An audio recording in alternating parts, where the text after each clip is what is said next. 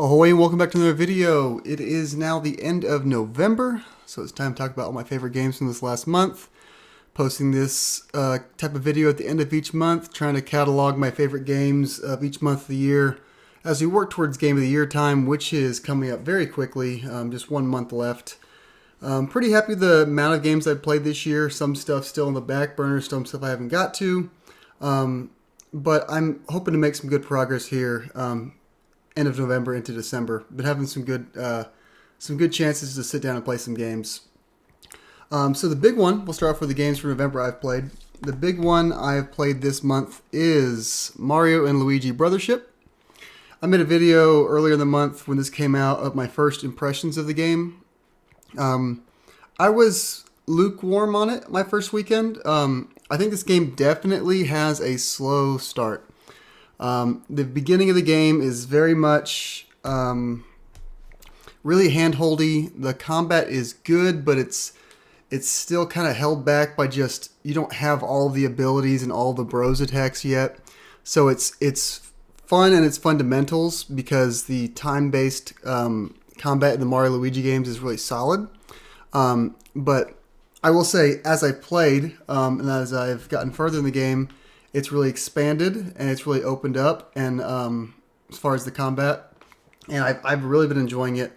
I will say it's a tad long. I'm like 35 hours into the game.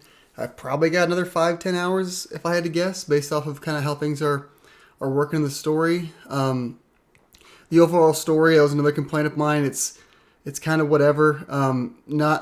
Nothing super intriguing yet.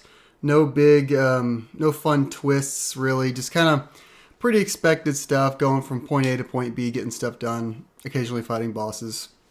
The writing, I thought, was not up to par for other Mario RPGs in general. I wasn't getting the as many funny moments as I like to expect in these kinds of Mario RPGs. That has improved a bit. There's been a couple moments in the last 5-10 hours I thought have been pretty fun little gags I've enjoyed.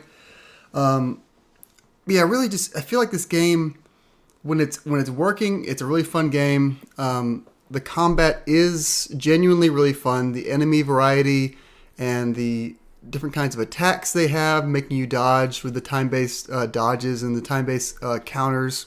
That's all great. Loving it. I love leveling up. In video games, one of my favorite things to do. And in this game, you have like a rank system. So when you give a certain amount of levels, you get some more permanent upgrades that you can actually have some good player choice to how you want to build out Mario and build out Luigi and what you want them to be good at. And moments like those make the game feel real good. I think overall, it's a bit slow. Story's a bit weak. Not as funny as I'd like it to be. But I don't think it's a bad game by any means. But I also don't think it's anywhere near the heights of something like Superstar Saga or Bowser's Inside Story, some earlier games in the series.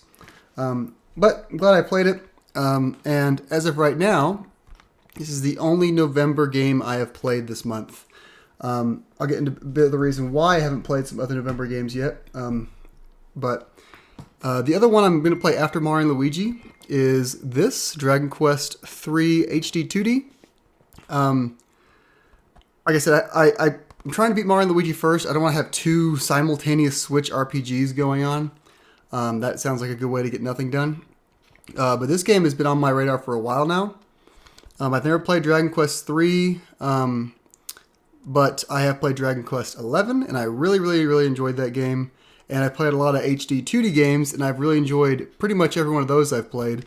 Well, actually, I've enjoyed all of them to varying degrees. So I know this game is really going to hit for me.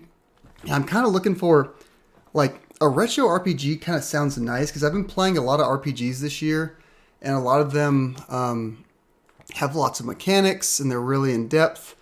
I'm really looking forward to just having a basic, simple, foundational RPG. I want to sit there on the couch. I want to grind.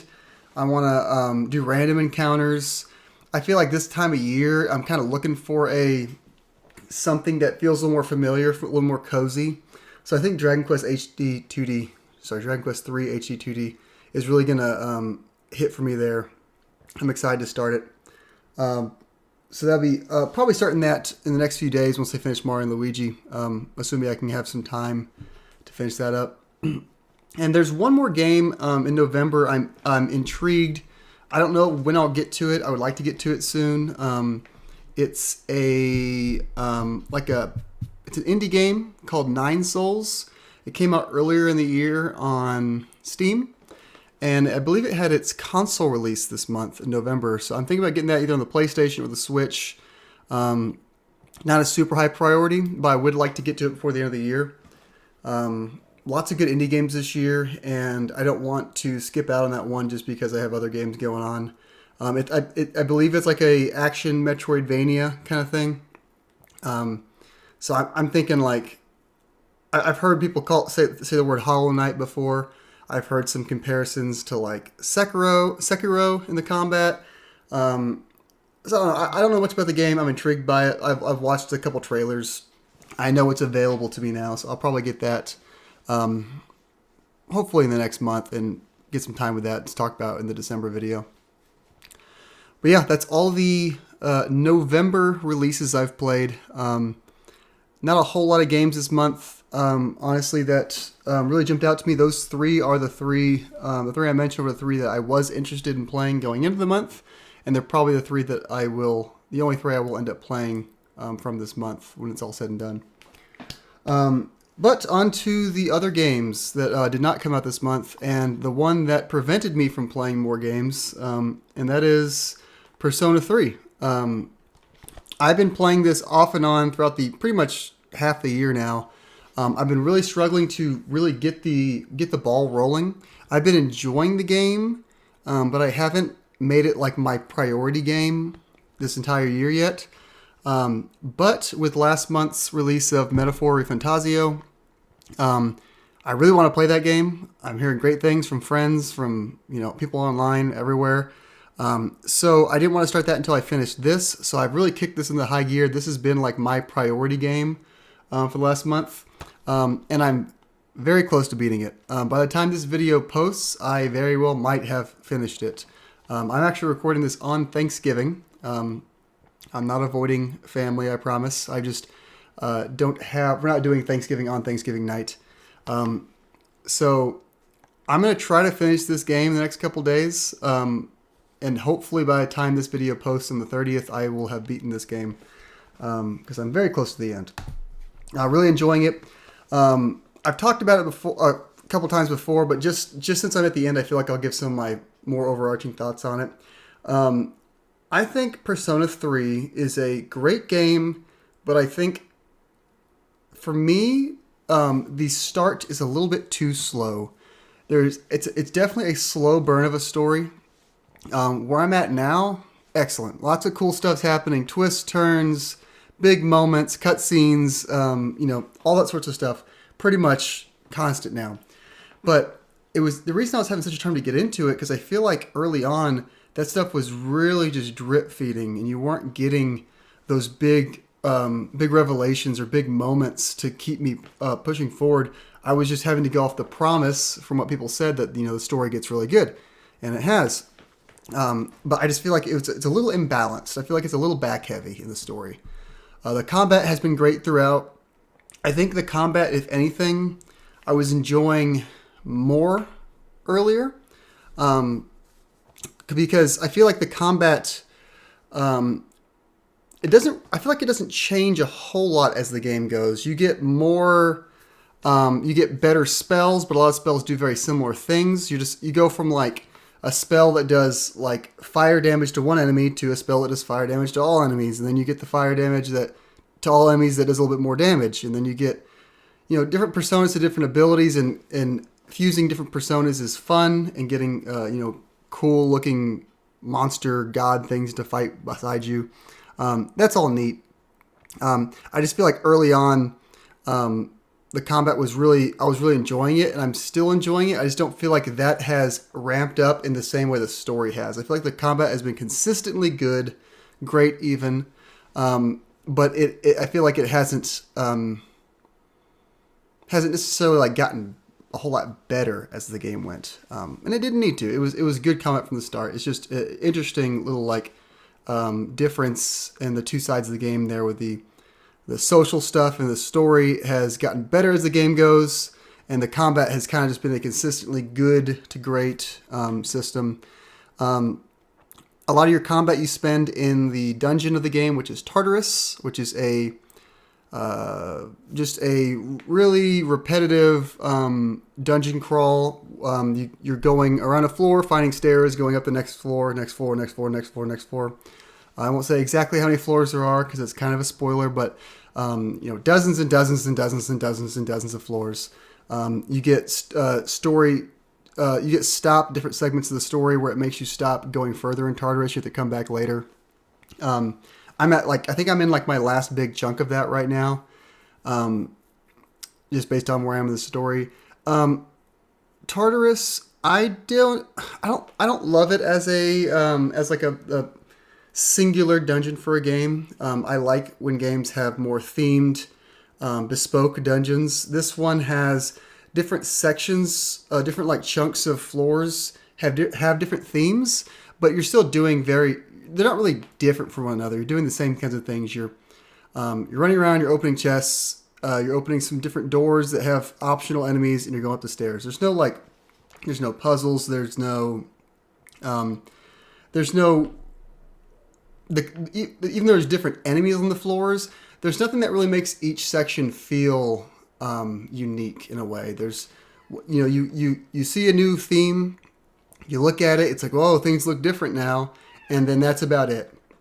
It looks different, you go up a few floors, you'll stay in that same theme for a while, and then it grows old and you get to the next one. So Tartarus, I'm not a huge fan of. I don't hate it as much as I read some earlier when the game came out. I was reading some reviews and some people really didn't like Tartarus. I think I would prefer something like, I think Persona 5 has more bespoke themed dungeons from what I've read. I would definitely have preferred that, but I don't hate Tartarus. I think what I do dislike more is if you're playing Persona 3 in like 1 to 2 hour chunks each night like I was, you're going to get in this weird loop, which is why I think I had a hard time getting into it, where you'll play the game for like 3 nights and you'll do the same thing. You'll be doing story stuff, or, like social links and all the talking to your friends. No battling. So I'll go like a whole week, no battles. And then I'll get to a section where it's like battles, no story. So I was getting this weird loop where I was getting too much of one thing and not the other thing, and I was getting tired of it. But since I've made this like my primary game this month, I've been putting like a lot of attention into it. Those things, the line between those has been shrinking as I've put more time. I've gotten through the story stuff, actually gotten into some battles, and then got through the battles, got back to some story stuff before I got really tired of it. So I think Persona 3, I've really enjoyed it. It's a fantastic game. I don't think it's in like my top 3 or 5 of the year.